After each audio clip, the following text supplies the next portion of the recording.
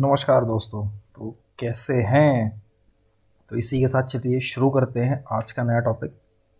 जैसा कि आप लोग स्क्रीन्स पे देख पा रहे होंगे, जो कि है why electric field lines are drawn as a straight line. तो जनरली इसका मतलब ये है कि हम देखते हैं कि कोई भी एक चार्ज होता है, ठीक है, एक पॉजिटिव चार्ज की बात करता हूँ।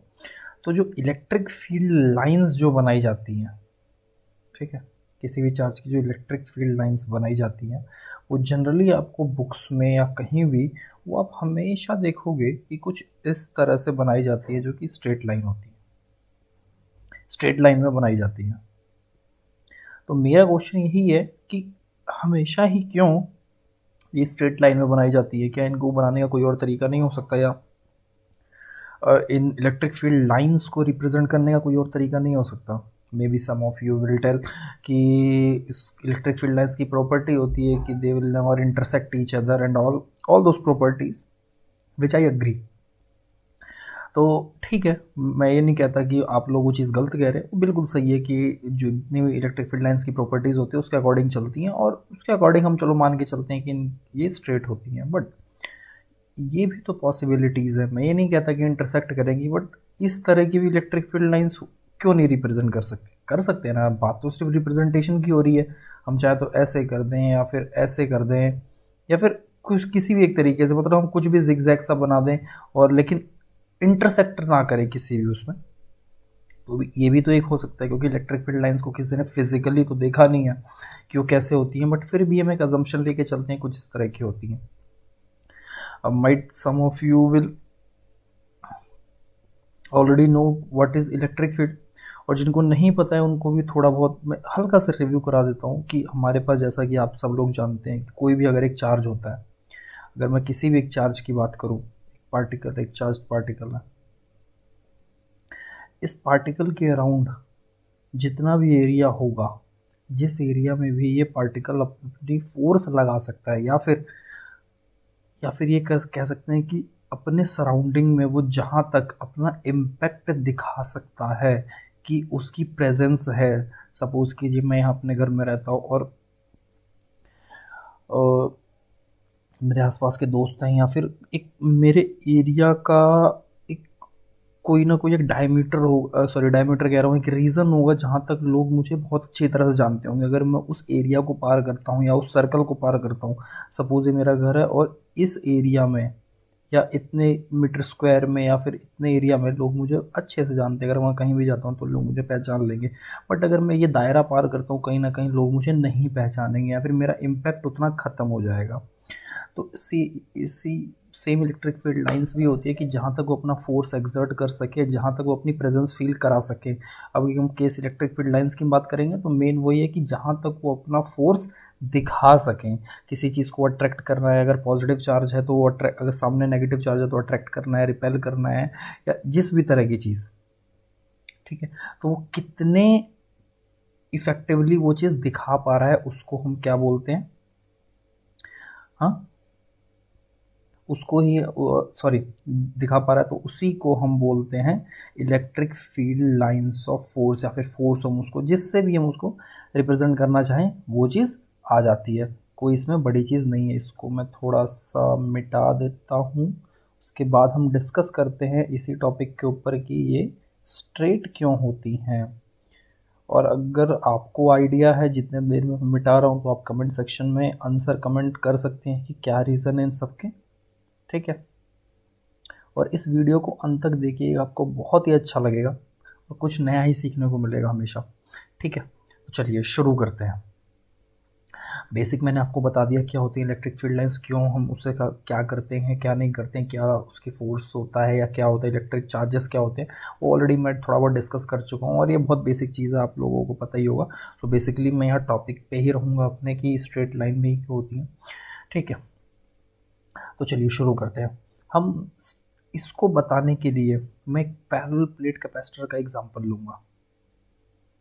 मैं एक पैरेलल प्लेट कैपेसिटर का एग्जांपल लूँगा क्योंकि ये सबसे अच्छा एग्जांपल है बताने के लिए।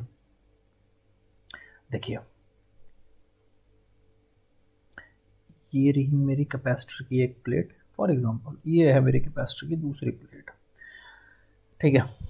सपोज यहाँ पर मेरे पॉजिटिव चार्जेस हैं, ऐसे ऐसे ऐसे, यहाँ पर मेरे नेगेटिव चार्जेस हैं कुछ ऐसे ऐसे ऐसे ऐसे ऐसे। तो जो इलेक्ट्रिक लाइंस ऑफ फील्ड होंगी या फिर जो इलेक्ट्रिक फील्ड लाइंस होंगी वो इन दोनों के बीच हमेशा पॉजिटिव और नेगेटिव के बीच एग्जिस्ट करेंगी, जो कि कुछ इस तरह की होंगी, ठीक, अग्री, कुछ इस तरह की लाइंस होंगी, ठीक है, हमेशा स्ट्रेट।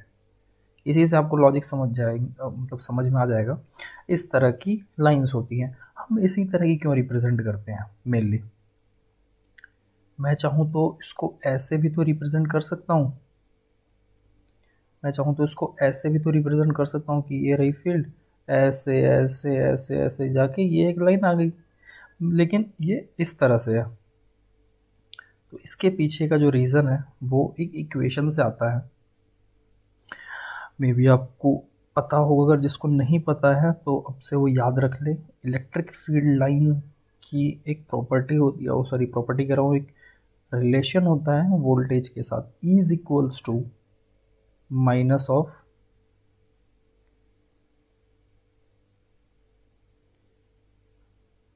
dV बाय dx, ठीक है। dx यहाँ टाइम नहीं है या कुछ नहीं है, dx एक स्पेस है, या फिर हम कोई लेंथ मान के चल सकते हैं, या हम कोई डायरेक्शन मान के चल सकते हैं। तो जनरली ये रिलेशन होता है इन दोनों के बीच में, ठीक है। अब सबसे पहले इसमें नेगेटिव साइन का बहुत ज़्यादा इम्पोर्टेंस है, मैं आपको आगे वीडियो बताऊंगा क्यों है। अभी मैं इस पे ध्यान नहीं देता हूँ, अभी मैं सिर्फ इस टर्म पे ध्यान देता हूँ, ये dV बाई dx है क्या और ये बताता क्या है। सो जनरली जब भी हम किसी, जैसे v का मतलब है वोल्टेज और x का मतलब है डिस्टेंस, जो भी डायरेक्शन मैंने आपको बोला, कुछ भी, अगर कोई चीज़ टाइम के रिस्पेक्ट में, ये डेरिवेटिव है, अगर कोई चीज़ टाइम के रिस्पेक्ट में डेरिवेट होती है या कुछ होती है उसको बोलते हैं वो रेट ऑफ चेंज। लेकिन कोई चीज़ अगर डायरेक्शन के हिसाब से या डिस्टेंस के हिसाब से अगर कोई चीज़ को हम डेरिवेट करते हैं तो उसको हम बोलते हैं ग्रेडियंट। तो यहाँ पर जो वोल्टेज है इसको जो पूरा नाम है, इसका पूरा नाम होता है, इसको हम बोलते हैं वोल्टेज ग्रेडियंट, क्योंकि यहाँ पर ये टाइम के हिसाब से ना होकर डिस्टेंस के हिसाब से डेरिवेट हो रहा है। तो इस कंडीशन, अगर यहाँ पे वोल्टेज है तो वोल्टेज बोल दिया, कुछ और क्वांटिटी होती है तो उसका नाम कुछ और लेते। तो अगर यहाँ पर वोल्टेज है तो हमने इसका नाम बोल दिया क्या, वोल्टेज ग्रेडियंट।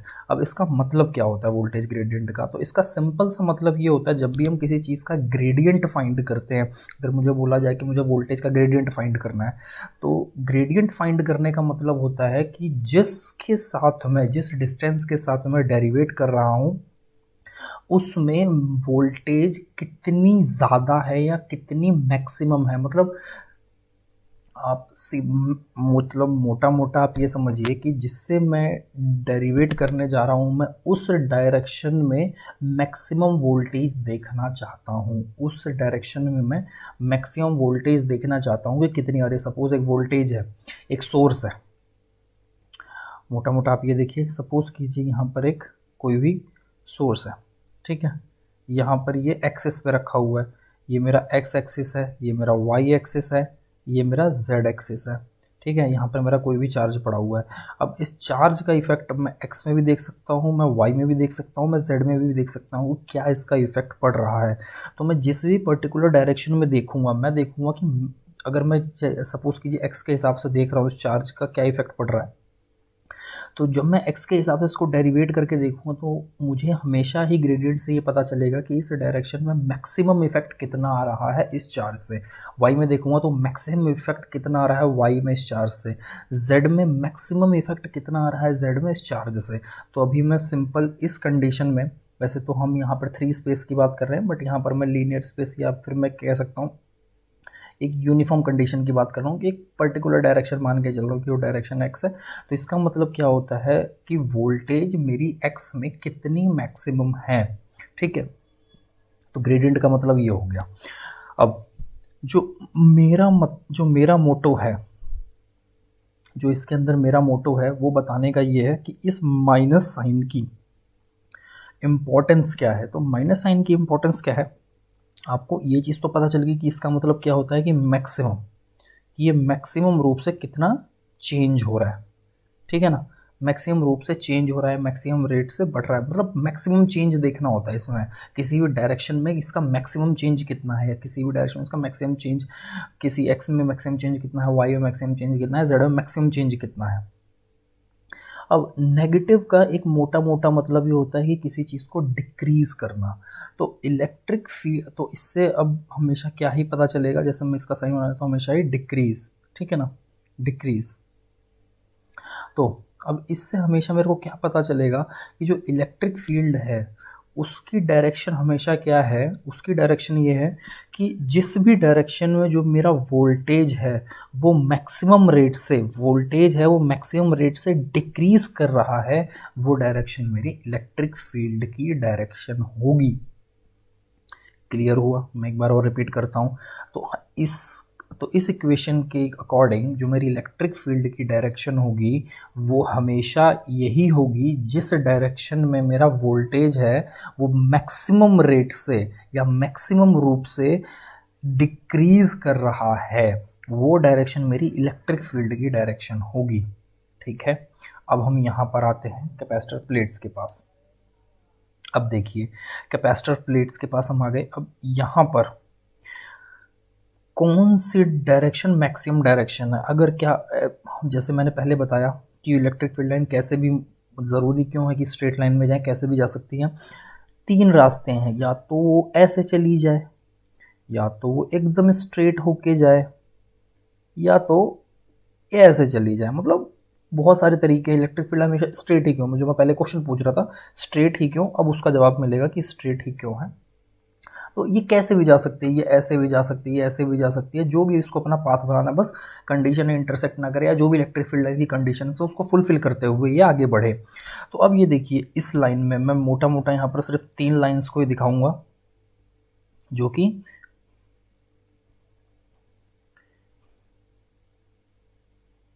ये वाली हैं। ठीक है, ये देखिए, अब देखिए इसमें जो सबसे शॉर्टेस्ट डिस्टेंस है वो किसका है।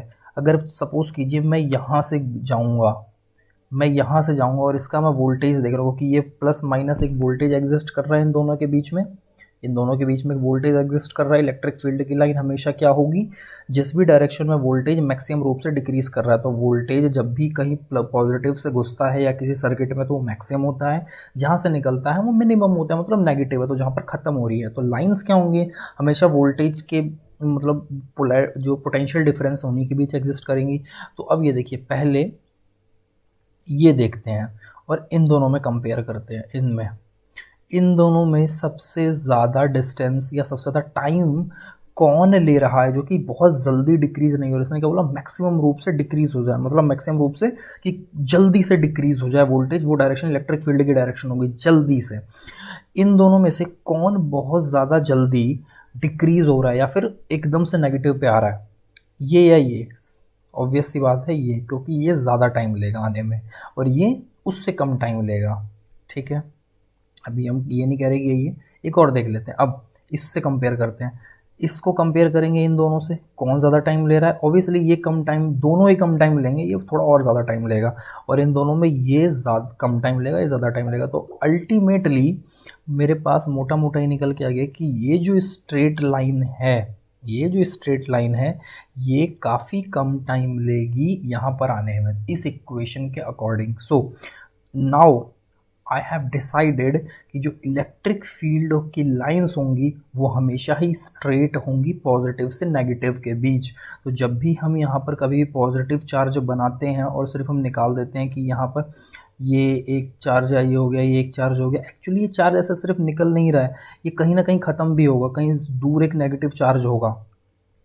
ठीक है। तो यहाँ से निकल कर ये यहाँ जाएगा, तो ये जो पॉजिटिव और नेगेटिव के बीच चार्जेस का कंप्लाइन है ये हमेशा ही स्ट्रेट दिखाया जाता है। एक तो निकलता हुआ तो स्ट्रेट ही दिखाया जाएगा और आता हुआ भी स्ट्रेट ही दिखाया जाएगा, ठीक है। तो इसके पीछे ये रीज़न होता है जो कि मैंने आपको बता दिया। अब आपके इसमें कोई भी डाउट हो या कुछ हो तो इसीलिए जब भी आपने कभी बुक्स वगैरह में देखा होगा या कभी कुछ करा होगा तो हमेशा आपने देखा होगा हमेशा स्ट्रेट होती हैं। तो इसका रीज़न मेनली यही होता है कि वो लाइन इलेक्ट्रिक फील्ड लाइन्स की कंडीशन को फुलफ़िल करते हुए आगे उसको बढ़ाएँ। तो ये इक्वेशन को हमेशा याद रखिएगा कभी भी, ये इक्वेशन ही मेरी पूरी चीज़ बताती है और इनका मीनिंग आपको याद रखना है कि इनका मतलब क्या होता है। उस अकॉर्डिंग जो इसका मतलब जो मेरी इलेक्ट्रिक फील्ड लाइन्स का डायरेक्शन होगा वो हमेशा ही स्ट्रेट होगा, इसीलिए इनको हमेशा बुक्स में स्ट्रेट दिखाया जाता है।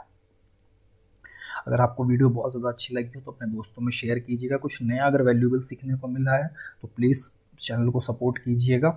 आई will be very grateful to you all अगर आप लोग अपने कमेंट से कुछ मुझे इनपुट देते हैं कि ये अच्छा था, ये बुरा था, या कुछ भी एक इनपुट देंगे तो मुझे भी हौसला मिले और आगे मैं इस तरह के बहुत नए नए कॉन्सेप्ट्स के साथ चीज़ों को और आगे लाता रहूँगा और मेरी कंटिन्यूटी बनी रहेगी।